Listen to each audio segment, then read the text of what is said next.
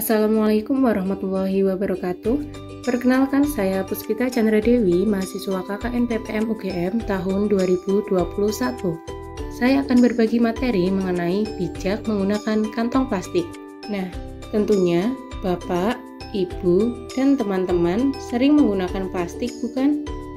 Kita akan membahas apa dampak negatif plastik bagi lingkungan dan apa saja hal-hal yang dapat kita lakukan untuk meminimalisir dampak negatifnya. Plastik memang mempunyai berbagai keunggulan daripada bahan lainnya. Namun, plastik memiliki dampak yang besar loh pada lingkungan dan ekosistem. Limbah plastik akan menyebabkan pencemaran lingkungan, sebab plastik sangat sulit terurai. Dampak negatifnya adalah pencemaran tanah karena sifat plastik yang sulit terurai, pencemaran udara akibat dari pembakaran sampah plastik, dan lainnya. Terlebih dahulu, mari kita cari tahu berapa lamakah sampah-sampah di lingkungan dapat terurai. Ini dia jawabannya.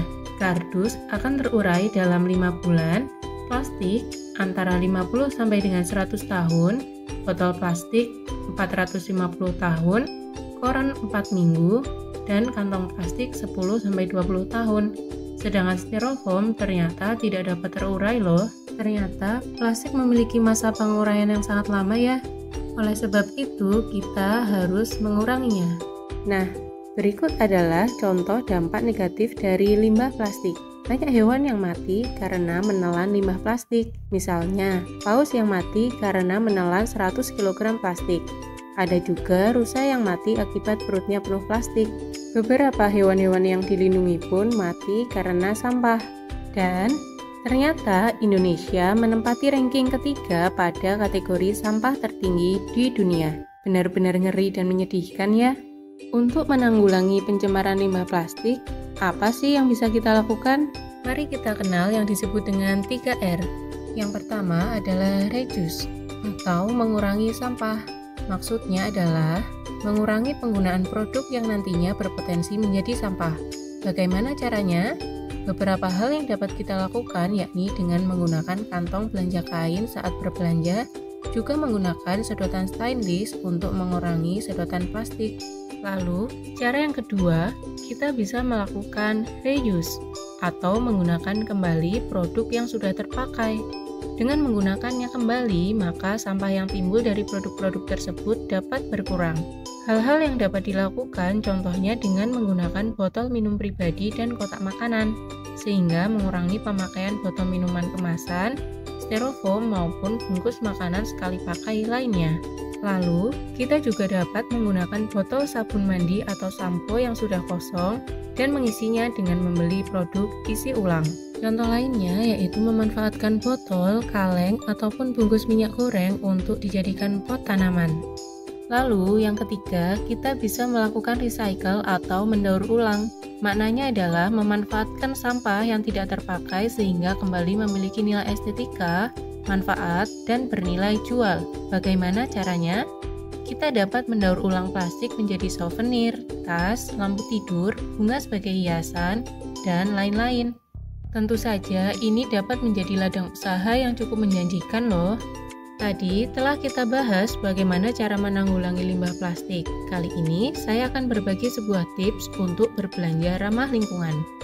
Tips yang pertama, buatlah daftar belanja. Kerap terjadi, kita membeli barang lebih dari yang sebenarnya kita butuhkan. Selain membuat boros dan barang menjadi sia-sia, belanja yang berlebihan dan tidak sesuai kebutuhan juga dapat meningkatkan produksi limbah rumah tangga. Sehingga membuat daftar belanja merupakan salah satu tips belanja yang ramah lingkungan. Selanjutnya tips yang kedua yaitu merencanakan rute perjalanan. Ini untuk menghindarkan kita dari boros waktu, boros tenaga, dan boros biaya transportasi. Hal ini bermanfaat juga untuk mengurangi adanya pencemaran lingkungan akibat pembakaran bahan bakar kendaraan bermotor. Selanjutnya, tips yang ketiga yaitu memilih kemasan yang lebih besar. Karena belanja dengan barang kecil dan banyak dapat memperbanyak sampah. Maka, untuk meminimalisirnya, kita bisa beralih ke kemasan yang lebih besar. Lalu, tips yang keempat, membawa tas belanja sendiri dari rumah. Karena tas belanja dapat digunakan berulang dan bahannya ramah lingkungan. Oh iya, Jangan lupa untuk sampaikan terlebih dahulu kepada penjual jika membawa kantong belanja sendiri. Dan tips yang kelima adalah berbelanja di toko curah.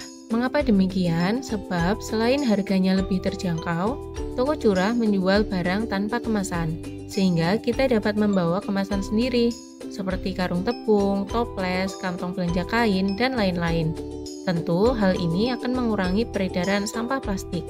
Dengan kita mengetahui apa saja dampak negatif plastik, bagaimana upaya-upaya sederhana yang dapat kita lakukan untuk meminimalisir dampak negatif plastik, dan mengetahui tips berbelanja yang ramah lingkungan, diharapkan Bapak, Ibu, dan teman-teman dapat lebih bijak untuk menggunakan plastik. Selagi bisa, mari kita minimalisir penggunaan plastik demi lingkungan sehat dan alam yang lestari. Yuk bijak berplastik. Terima kasih.